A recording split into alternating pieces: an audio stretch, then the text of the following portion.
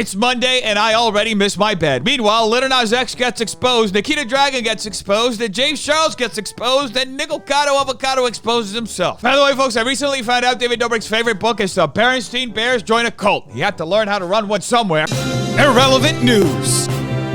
Iggy Azalea is not happy with YouTube. So YouTube won't recommend my video or add it to trending because of the content in the video. I've waited 48 hours and still can't get a real answer from anyone at YouTube about why they have far more controversial videos in their trending list as we speak. This is absolutely awful, folks. I can't believe YouTube is doing this to Iggy Azalea, unfairly targeting her the same way that every single creator on this platform gets targeted. I'm really disappointed because I'm indie and I depend on things like that for streaming. I sent my video into their staff a week prior and they told me it was perfect, no issues. I don't really feel like it's fair, and I really wish someone at YouTube would resolve it. I really hope Iggy Azalea is able to get in contact with somebody over at YouTube because I know a couple thousand people who would love to ask them some questions. The Grammys are rigged as F, and y'all know that now and collectively agree, but forget the whole biz is ran by the same MFs planning that event. So why don't you believe the whole industry is the same way? This y'all logic. It's good to see that Iggy Azalea is one shadow ban away from becoming Abby Hanna. I am the victim. Can't really argue with that one. And in other news, Lil Nas X recently tweeted this. We are in a pandemic and there is a mass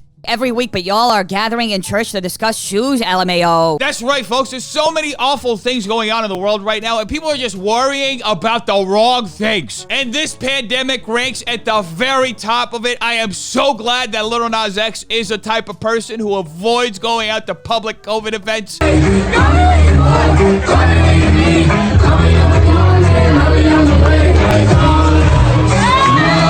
Now, folks, I have to make a huge announcement, but I have personally just put an end to the COVID pandemic so that Lil Nas X does not get in trouble for going to a COVID party. And also, let's just take a moment right now and ignore any hypocrisy that we've seen from that tweet from earlier. Oh, by the way, genius idea, whoever put signs that said no social media all over the party. It sounds like it worked. And speaking of things that are absolutely unexpected, Demi Lovato shared that she was hanging out with Nikita Dragun on her Instagram story. Nikita Dragun is so hot, it's stupid. I guess stupid is what stupid does, right? Anyway, folks, the next day, Nikita Dragun had a very unusual interaction with a fan. Tweet hashtag Nikita Unfiltered for a follow. Go. I love you. Followed hashtag Nikita Unfiltered. Well, that's not unusual at all. Nikita Dragun is just having a nice interaction and giving back to her fans. At least she's not coughing on them as like she does with everybody else. Did she actually follow you? Because it ain't showing. No, she didn't. Look, folks, Nikita Dragun doesn't have any obligation to follow anyone, even though she said publicly that she would be following people who retweeted something promoting her show. So let's get one thing straight. Nikita Dragun is above being kind to fans. She just wants to get in their wallets.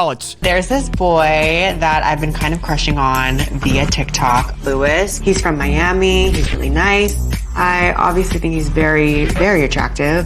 I actually did a collab with Lewis for TikTok and invited him and his friends to live with me. Now that is indeed a wise move from Nikita, folks. Having someone move into her home before she even fully knows who they are and bring two of their friends along. Which is in fact one of the smartest things a person can do in a lightly scripted reality show. Hire a bunch of actors. I don't know, I have such a fun, just genuine connection with them that it's just fun vibes. Oh, well, that is just so great to hear, folks. I wonder what they're bonding over. You like goldfish? I love goldfish. I love these. I'm gonna take some. Stick your hand in there?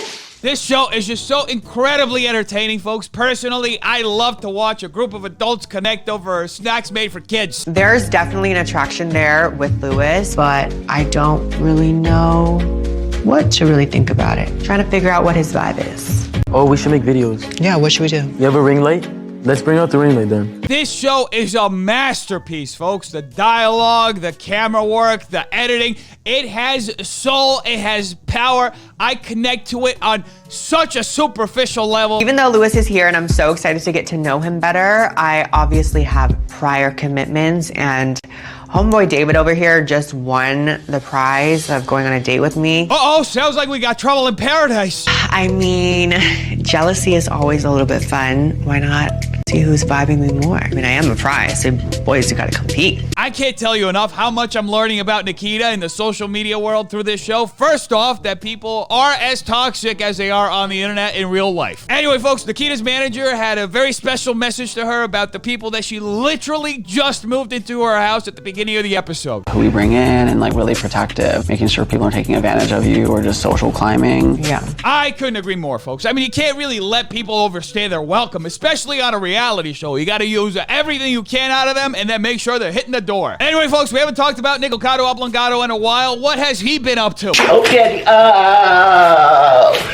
sandwich. You rugrat. Actually, you know, actually, and not Ashley from California. It's comforting to know that even though our lives have been turned upside down due to this pandemic, some things will never change. I ordered sausage.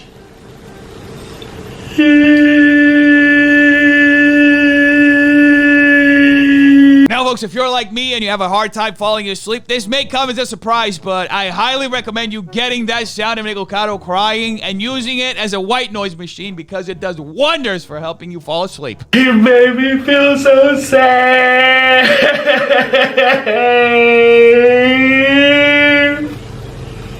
Baby.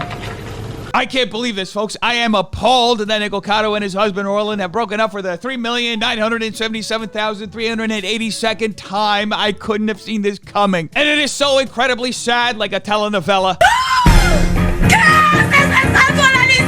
Oh no, I am so heartbroken.